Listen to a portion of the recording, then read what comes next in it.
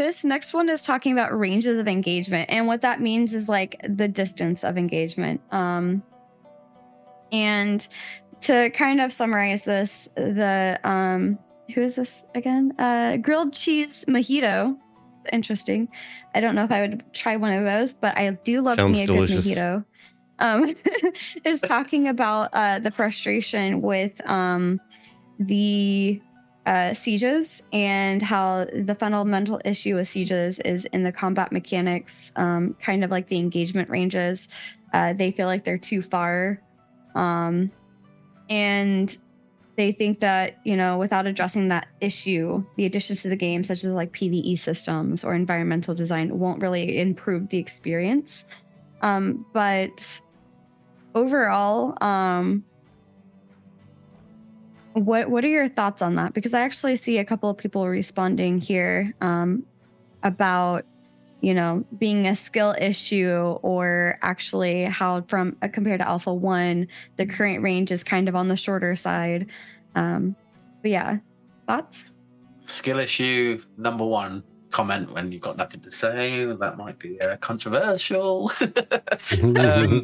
I think obviously you don't want your range of engagement to be too big that you can't physically see an individual who's engaging you. But I think a really good example of it was the caravan that I know that you participated in and that we all watched on the stream. But it gives the ability to kind of have that ambush aspect. Instead of everybody dropping down and then getting into your face, you're being engaged from that kind of that length. And yeah, for me, I feel like a game like this that's really focused in that element of, caravan system and that PvP element kind of out in the world and the whole war system, it needs to have a longer engagement of like just in general. I think games like WoW, very different because it's got quite a close range of engagement, but I feel like Ashes needs it because of how beautiful the world is, and you're going to be able to hide behind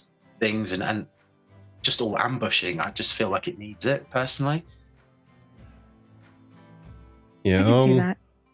So engagement range. What I'm reading into this is they're saying that, and correct me if I just absorb things incorrectly, but people can shoot other people from too far away. Is that about what they're saying? I kind of feel that. Yeah.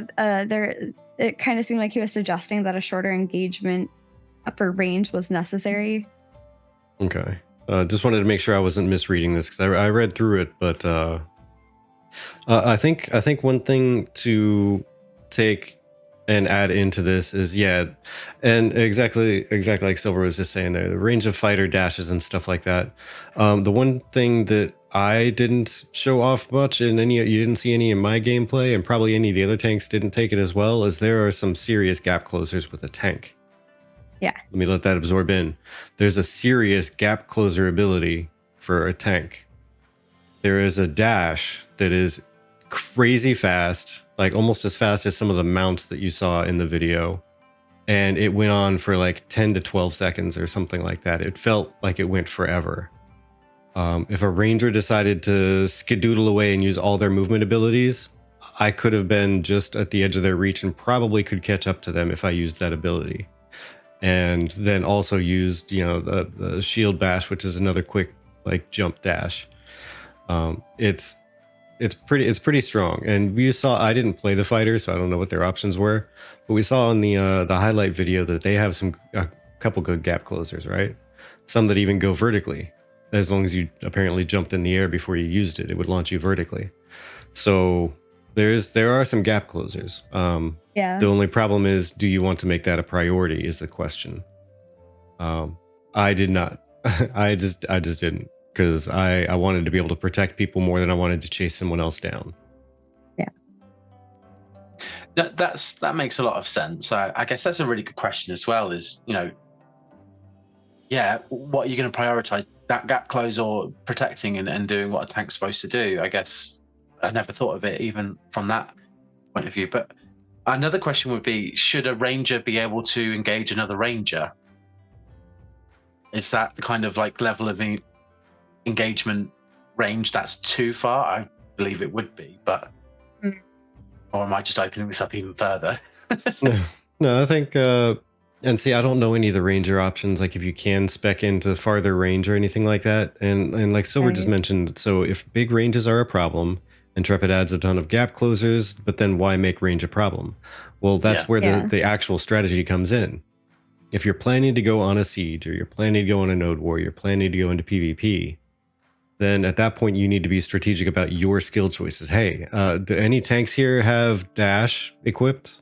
Do any fighters have the extra long jump spec?